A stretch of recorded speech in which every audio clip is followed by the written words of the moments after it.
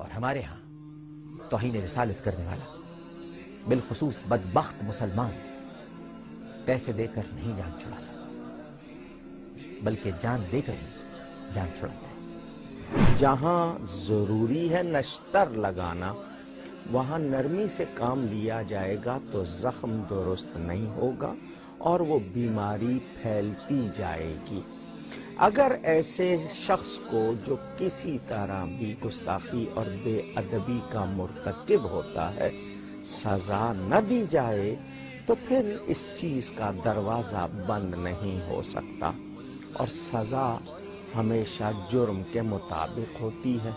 یہ جرم سنگین ہے، جتنا سنگین ہے اتنی ہی سزا سخت ہونی چاہیے۔ نے گستاخ رسول کی سزا رکھی۔ قرآن پاک کی سورہ توبہ کی آیت نمبر 60 سے لے کر آیت نمبر 69 تک، اور دوسری آیت قرآن پاک کی ان الذین یؤذون اللہ ورسولہ لعنہم اللہ فی الدنیا والآخرہ، تمام مفسرین لکھتے ہیں ان دو آیتوں سے یہ ثابت ہوتا ہے کہ گستاخ رسول واجب القتل ہے۔ امت مسلمہ کا اور مسلمان مملکتوں کا اور حکومتوں کا پوری دنیا میں جہاں بھی وہ ہیں وہ یہ فرق ہے کہ اگر کوئی بھی شخص خواہ اس کا تعلق مسلمان طبقے سے ہو یا غیر مسلمان طبقے سے ہو، اگر وہ اہانت رسول کرتا ہے اور جناب رسول اللہ صلی اللہ علیہ وسلم کی توہین رسالت کا اور توہین کا مرتکب ہوتا ہے تو اس کو فی الفور سزا دی جائے گی، اور قانون کے مطابق اس کو موت کی سزا دی جائے گی، اس سے کم کوئی سزا نہیں ہے۔ رسول اللہ صلی اللہ علیہ وسلم نے یہ سزا خود تجویز فرمائی ہے، اور اس سے نیچے کوئی سزا نہیں، اس لیے کہ اگر یہ جرم مسلمان کرتا ہے تو وہ اس اعتبار سے دنیا میں رہنے کا حق نہیں رکھتا، اس لیے کہ جب وہ توہین رسالت کا مرتکب ہوتا ہے تو گویا وہ ارتداد دین کا شکار ہوتا ہے، وہ مرتد ہو جاتا ہے، اور مرتد کی سزا ویسے بھی قرآن مجید نے موت ہی رکھی ہے، اس کو صفحہ ہستی پر رہنے کا کوئی حق نہیں دیا۔ موت کی سزا میں سمجھتا ہوں کہ بہت چھوٹا سا لفظ ہے، کیونکہ سب سے بڑی چیز جو ہے وہ موت ہے، جان ہے انسان کی۔ ظاہر ہم یہی کہہ سکتے ہیں کہ بڑی سے بڑی سزا، سخت سے سخت سزا کیا ہونا چاہیے۔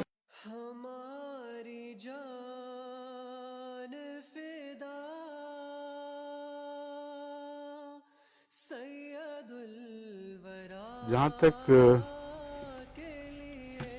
بزرگ ہستیوں کے ہتک اور گستاخی کا تعلق ہے، یہ مسئلے بار بار عالم اسلام میں آج کل اٹھ رہے ہیں۔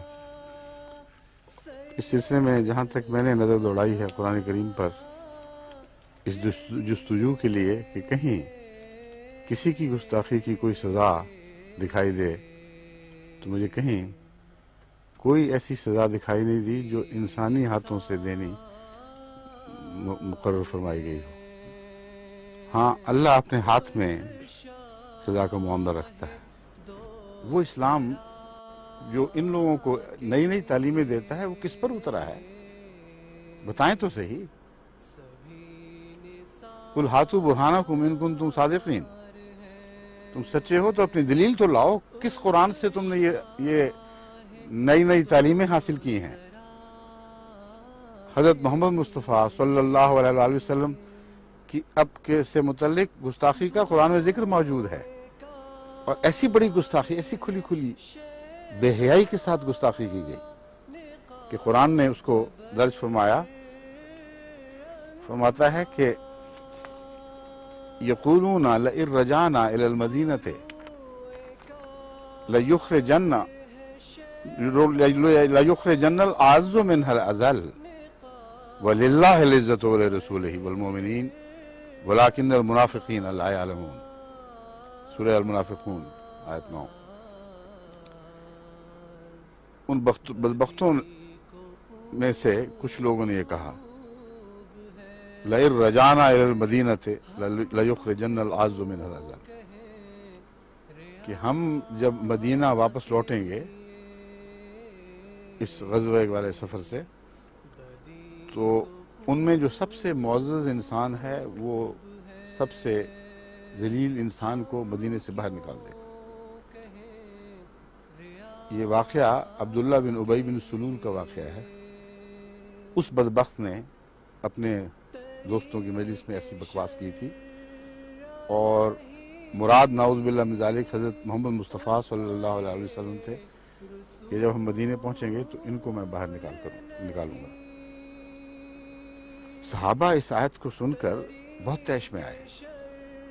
ظاہر بات ہے جیسی محبت محمد رسول اللہ صلی اللہ علیہ وسلم سے صحابہ کو تھی، ویسے آج کل کے علماء جو بھی مقام رکھتے ہوں ایسی محبت کا دعویٰ تو نہیں کر سکتے۔ بہت دل آزاری ہوئی، لیکن ایمان پختہ تھا، اپنا مرتبہ سمجھتے تھے، قرآن اور رسول کی اجازت کے بغیر کسی قسم کی کارروائی کو گوارا نہیں کرتے تھے۔ ایک کے بعد دوسرا حضور کی خدمت میں حاضر ہوا اور عرض کیا کہ یا رسول اللہ، اس بدبخت نے آپ کی ایسی گستاخی کی ہے کہ ہمارا خون کھول رہا ہے، اجازت فرمائیں کہ ہم اسے قتل کریں۔ لیکن ایک کے بعد دوسرے کو حضور اکرم صلی اللہ علیہ وسلم نے رد فرما دیا، فرمایا نہیں، کسی سزا کی اجازت نہیں دی، بجائے یہ کہ قتل کی اجازت دیتے، کوئی ادنا سی سزا بھی تجویز نہیں فرمائی۔ یہاں تک کہ عبداللہ بن ابی بن سلول کا اپنا بیٹا جو ایمان میں سچا اور پاک تھا، مخلص تھا، وہ حضور کی خدمت میں حاضر ہوا اور اس نے عرض کیا کہ یا رسول اللہ، میرے باپ نے بڑی گستاخی کی ہے، میں جانتا ہوں کہ آپ نے دوسروں کو اجازت نہیں دی، مگر میرے دل میں یہ خیال آیا کہ شاید میری خاطر ایسا نہ کیا ہو کہ مجھے اپنے باپ کی وجہ سے تکلیف نہ پہنچے یا میرے ایمان کو کسی طرح اس وجہ سے ٹھوکر نہ لگے۔ یا رسول اللہ، مجھے اجازت دیں، میں حاضر ہوں اس بدبخت باپ کو قتل کرنے کے لیے جس نے آپ کی گستاخی کی۔ حضرت محمد رسول اللہ صلی اللہ علیہ وسلم نے فرمایا نہیں، کوئی اجازت نہیں ہے۔ اسی طرح وہ حضور کے قافلے کے ساتھ واپس مدینے میں داخل ہوا، اور بعد کی زندگی میں جو اس کے ساتھ سلوک ہے وہ تو انسان دیکھے تو مذہب کے حسن خلق کے آسمان پر ایسا کوئی حسن آپ کو چمکتا ہوا دکھائی نہیں دے گا جیسے حضرت اقدس محمد مصطفیٰ صلی اللہ علیہ وسلم کا حسن کا آفتاب اس سلسلے میں اس موقع پہ چمکا ہے۔ عبداللہ بن ابی بن سلول کچھ دیر کے بعد وفات پا گیا۔ اس کے مرنے کے بعد حضرت صلی اللہ علیہ وسلم نے یہ فیصلہ فرمایا کہ اس کی نماز جنازہ میں پڑھاؤں گا۔ حضور نماز جنازہ پڑھانے کے لیے روانہ ہوئے۔ صحابہ میں بے چینی پیدا ہوئی، وہ جانتے تھے کہ یہ کون شخص ہے، عمر بھر منافقتیں کرتا رہا اور حضور اکرم صلی اللہ علیہ وسلم کی شان میں ایسی گستاخی کی تھی۔ حضرت عمر ایک طرح سے راستہ روک کے کھڑے ہو گئے اور عرض کیا کہ یا رسول اللہ، آپ کو علم ہے کہ خدا نے ان لوگوں کے متعلق کیا فرمایا ہے؟ آپ نے فرمایا ہاں مجھے علم ہے، لیکن فیصلہ قائم۔ انہوں نے عرض کیا یا رسول اللہ، اللہ تو یہ بھی فرماتا ہے کہ اگر تو ان کے لیے 70 بار بھی بخشش طلب کرے گا تو پھر بھی خدا تعالیٰ ان کو نہیں بخشے گا۔ حضرت صلی اللہ علیہ وسلم نے فرمایا عمر، وہ راستہ چھوڑ دو، وہ مالک ہے اللہ، وہ اگر 70 دفعہ میرے بخشش طلب کرنے پر بخشش نہیں فرمائے گا تو میں 70 سے زیادہ بار اس کے لیے استغفار کروں گا۔ بس یہ ہے وہ اسلام جو میں جانتا ہوں، اور یہ ہے وہ مذہب کی تاریخ جو قرآن پیش کر رہا ہے۔ حضرت اقدس محمد مصطفیٰ صلی اللہ علیہ وآلہ وسلم سے پہلے بھی یہی دستور تھا، لیکن آپ کے زمانے میں آ کر یہ دستور نئی شان سے چمکا ہے۔ اس شان سے پہلے کبھی ایسے حسن خلق کا مظاہرہ نہیں ہوا جیسے کہ حضرت محمد رسول اللہ کے زمانے میں خود آپ کی ذات میں اس حسن خلق کا مظاہرہ ہوا ہے۔ مگر پہلے نبیوں کی تاریخ بھی قرآن پیش فرماتا ہے، بڑی بڑی گستاخیاں کی گئیں، بڑی بڑی دلزار باتیں کہی گئیں، مگر کبھی کسی خدا کے نبی نے، خدا کے رسول نے اپنی گستاخی کے نتیجے میں کسی قوم کو، کسی فرد واحد کو کوئی سزا نہیں دی۔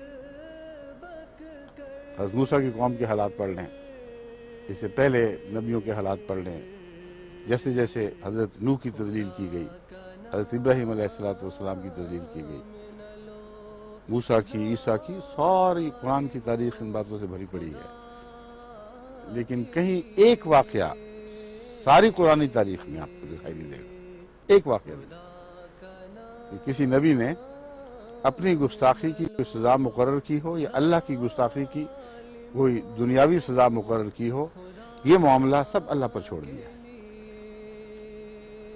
پھر انہوں نے یہ کہاں سے لیا؟ یہ سوال اٹھایا گیا ہے کہ آخر انہوں نے کہاں سے لیا ہے، اس تعلیم حاصل کہاں سے کی؟ سوچتے سوچتے مجھے سمجھ آئی کہ یہ بات بھی انہوں نے نبیوں کی تاریخ سے حاصل کی ہے،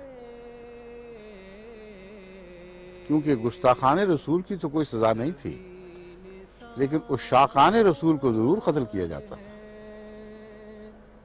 اور یہ سزا تمام تاریخ انبیاء پر پھیلی پڑی ہے۔ خود حضرت اقدس محمد مصطفیٰ صلی اللہ علیہ وسلم کی محبت کے جرم میں دیکھو صحابہ پر کیسے کیسے ظلم کیے گئے۔ لا الہ الا اللہ تک تو برداشت کر سکتے تھے، مگر محمد رسول اللہ کے نام سے ان کو ایسا طیش آتا تھا، ایسے غضبناک ہو جاتے تھے کہ کسی قیمت برداشت نہیں کر سکتے تھے۔ بلال کو جس طرح گلیوں میں گھسیٹا گیا وہ یہی قصور تھا، لا الہ الا اللہ اور محمد رسول اللہ۔ تو عشاق رسول کی عزت اور جان اور اموال محفوظ نہیں تھے، مگر خدا کے پاک لوگوں کے ہاتھوں نہیں، بلکہ خدا اور اس کے رسول اور ان کے مقدس ساتھیوں کے خلاف ان کے دشمن یہ ہتھیار استعمال کیا کرتے تھے۔ چنانچہ مجھے یاد ہے تاریخ اسلام میں ایک بڑا عجیب واقعہ اس سے منسلک درج ہے کہ ایک صحابہ کے گروہ کو جب دشمن نے گھیر لیا اور بعض کو لڑتے لڑتے وہیں اکثر کو شہید کر دیا گیا، بعض کو قید کیا گیا۔ ایک صحابی کو جب قید کے بعد قتل کرنے پر تیار ہوئے تو ایک شخص نے اس وقت اس سے پوچھا، اب بتاؤ، اب تم کیا یہ بات پسند نہیں کرو گے کہ تمہاری جان کی خاطر، تمہاری جان بچانے کے بدلے تمہاری جگہ تمہارا رسول محمد رسول اللہ ہوتا اور وہ تمہاری جگہ فدیہ ہو جاتا؟ اس نے پلٹ کر اس شان کے ساتھ، اس جلال کے ساتھ جواب دیا کہ تم کیا باتیں کرتے ہو، خدا کی قسم میں تو یہ بھی برداشت نہیں کر سکتا کہ میری جان کے بدلے میرے پیارے آقا کو مدینے کی گلیوں میں پھرتے ہوئے کانٹا بھی چبھ جائے۔ یہ تھے عشاق رسول جن سے دشمن یہ سلوک کیا کرتا تھا۔ بس جو چاہیں کریں، لیکن حوالے تو درست کریں۔ دنیا کے سامنے اسلام کو کیوں بگاڑ کے پیش کرتے ہیں؟ اپنے نفس کے بغض اور کینے نکالنے ہیں اور اپنی دشمنی کے لیے قتل کے بہانے ڈھونڈنے ہیں، تو میرے آقا و مولا کی تاریخ سے تو آپ کو یہ بہانے نہیں ملیں گے، انبیاء کی تاریخ سے تو آپ کو یہ بہانے نہیں ملیں گے۔ ابو جہل کی تاریخ سے بے شک بہانے تلاش کیجئے، بہت مل جائیں گے۔ نمرود کی تاریخ سے آپ کو بہت بہانے مل جائیں گے، فرعون کی تاریخ سے آپ کو بہت بہانے مل جائیں گے، مگر نہ محمد صلی اللہ علیہ وآلہ وسلم کی تاریخ سے ملیں گے، نہ موسیٰ کی تاریخ سے، نہ ابراہیم کی تاریخ سے۔ بس جو کچھ انہوں نے ڈھونڈا ہے، مجھے علم ہے کہ کہاں سے ڈھونڈا ہے، سارا قرآن اس پر گواہ کھڑا ہے کہ کہاں سے انہوں نے یہ عذر تلاش کیے ہیں۔ لیکن میری التجا یہ ہے کہ خدا کے واسطے اللہ اور رسول کو بدنام نہ کریں، اسلام کی پاکیزہ اور عظیم تعلیم کا حوالہ مت دیں، حوالے ان کے دیں جن کے یہ کردار تھے، جن کا یہ اسلوب تھا، جو اس اسلوب کے ساتھ ہمیشہ رہے، اور پھر اسی اسلوب کے ساتھ خدا کی تقدیر سے مٹا دیے گئے اور صفحہ ہستی سے نابود کر دیے گئے۔ بس تم کیوں اپنے مٹنے اور اپنے نابودی کے سامان کرتے؟